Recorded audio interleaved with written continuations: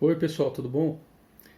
Bom, disse para vocês já que o inquérito policial, sem querer encerrado, ele deve ser encaminhado para a Justiça com um relatório contendo todas as diligências, elementos informativos e provas eventualmente produzidos, e que isso vai para o Ministério Público, no final das contas, que pode decidir entre proceder com novas diligências, pedir o arquivamento agora com as modificações do pacote anticrime ou ofertar a denúncia.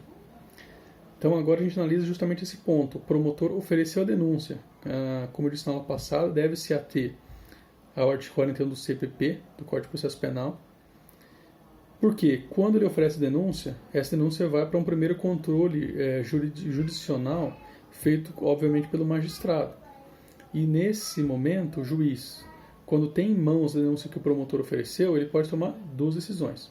A primeira é rejeitar a denúncia, encerrando o processo naquele momento. Claro que cabe recurso em sentido estrito por parte do promotor, ou recebendo a denúncia, dando andamento ao processo e mandando citar o acusado.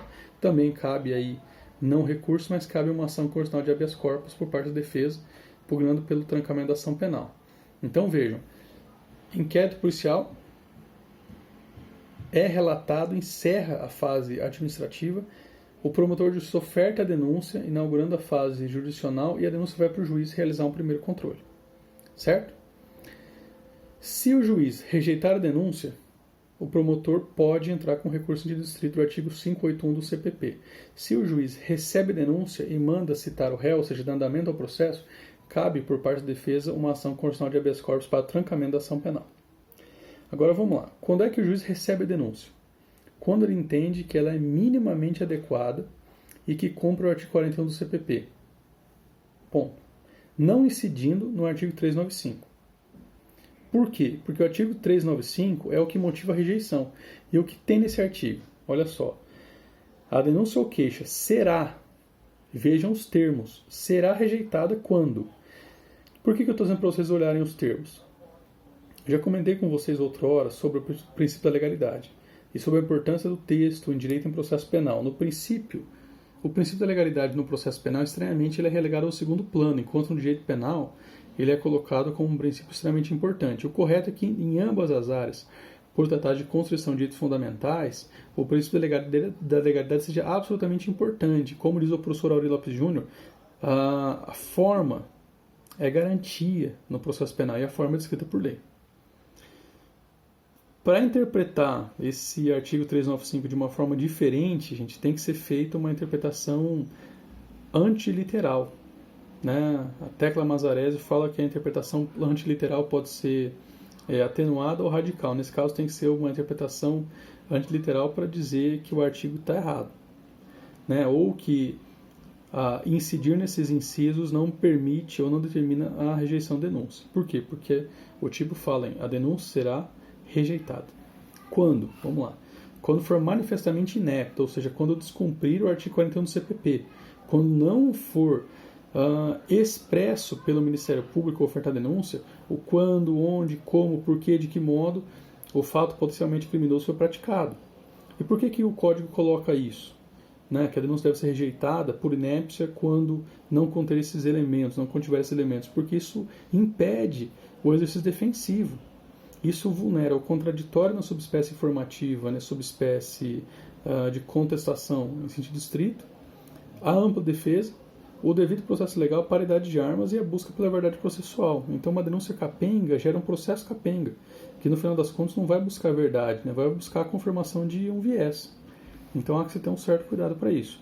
O Supremo Tribunal Federal, aqui no Brasil, fez escola, isso tem se modificado ao longo do tempo, mas ele entende, claro, né, que a denúncia apta deve ser aceita, a inepta, durante muito tempo, deveria ser aceita, hoje há uma certa dúvida se ela deve ser aceita ou não. Tecnicamente, a tendência é que se diga que não deve ser aceita, há um precedente forte para isso, e há também, como eu falei para vocês no artigo que eu escrevi, há uma categoria intermediária que é a denúncia mais ou menos genérica, que é uma denúncia inepta, mas com alguns dos elementos, mas não todos. O normal é que isso também seja rejeitado, porque isso, no mínimo, cria uma disparidade de armas que ela é inegável. E a violação da igualdade processual ela acaba por descambar na violação de outras garantias processuais. Bom, Dito isso, nós temos a segunda hipótese do 395. Se a primeira hipótese é denúncia inepta, que deve ser rejeitada, a segunda é falta de pressuposto processual ou condição da ação. Nessa segunda hipótese, eu tenho, por exemplo, a situação de uma ilegitimidade ativa. Alguém que oferece denúncia que não é promotor. Ou alguém que oferece queixa-crime, porque o artigo 395 também se aplica a queixa-crime, que não tem procuração de poderes especiais. Ou até oferecer uma denúncia, uma queixa-crime por um fato que é atípico. Isso é uma falta de condição da ação. Um fato que não tem previsão legal. E eu também tenho, gente, a última hipótese do 395, que é falta de justa causa para ação penal. A ação penal não exige certeza de responsabilidade no seu início, mas ela exige um mínimo de um conjunto probatório, ou seja, um plexo mínimo probatório, um substrato mínimo probatório para que possa se desenvolver a ação e, sob a luz do contraditório, se debata para verificar o que aconteceu ou não. Perfeito? Então, muita atenção, muito cuidado para isso. Certo? É fundamental e indispensável que vocês percebam o seguinte, que o juiz, quando ele exerce esse controle, ele fica com duas possibilidades, rejeitar ou receber a denúncia.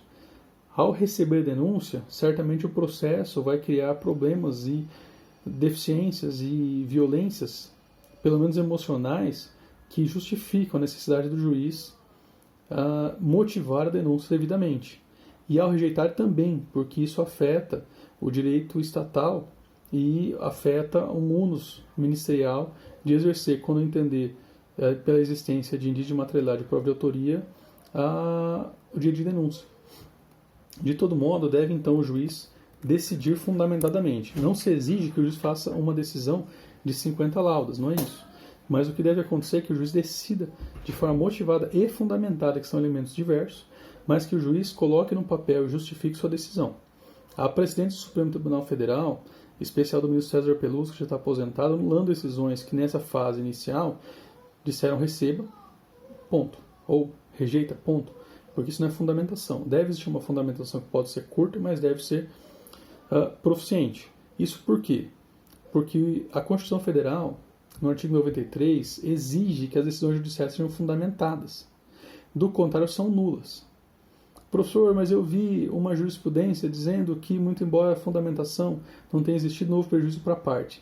Então, isso pode até acontecer. Vocês vão achar decisões assim, mas elas são erradas. E aqui não é possível fazer eufemismo nenhum, porque a Constituição ordena a nulidade por falta de fundamentação. E quando eu exijo prejuízo, no caso concreto, eu, na verdade, estou interpretando a Constituição à luz do Código de Processo Penal, o que é uma inversão da ordem interpretativa, uma violação dos cânones interpretativos e do sistema processual e jurídico como um todo. Então, não posso fazer isso. Quando a Constituição ordena nulidade por falta de fundamentação, eu não posso obstaculizar essa nulidade sustentando uma norma processual. Tá bom? Muito cuidado. E, aliás, a norma processual agora, ela é muito mais severa, porque ela obriga, né, que a decisão tenha certos requisitos. Então, vejam lá o artigo 315, parágrafo 2º, que está no capítulo de prisões e medidas cautelares, mas, diferente do que foi ventilado inicialmente com a modificação do pacote de crime, se aplica a qualquer decisão. Vejam o texto para vocês verem como ele é bem claro. A decisão que decretar, substituir ou denegar a prisão preventiva será sempre motivada e fundamentada. Tudo bem, até aqui aplica-se a prisão, mas veja o parágrafo 2º. Não se considera fundamentada qualquer decisão judicial, seja ela interlocutória, sentença ou acórdão, que, e aí tem um rol de situações que não são fundamentação. Limitar-se a indicação, reprodução, parágrafo de artigo, empregar conceitos indeterminados, invocar motivos genéricos, não enfrentar todos os argumentos da parte que são capazes de afirmar sua posição, invocar precedente sem explicar porque ele tem conexão com a causa, deixar de seguir enunciado sem demonstrar a diferença da situação concreta. Então vejam, nessa decisão, pessoal, o juiz deve fazer uma fundamentação satisfatória, muito embora ele possa fazer uma fundamentação curta, que geralmente acontece porque os juízes, apesar do esforço monumental que eles fazem, são poucos em relação à quantidade de estrutura que nós temos e especialmente em relação à enormidade de processos que nós temos no país. Agora vejam, quando incidir na hipótese 395, 1, 2 e 3, o juiz deve rejeitar a denúncia. O termo é será rejeitado. Tá bom? E que para não rejeitar, o juiz tem que fazer uma interpretação antiliteral, que a Tecla Mazarese reputa como errada e de fato ela é errada no sistema processual brasileiro porque a legalidade é a regra.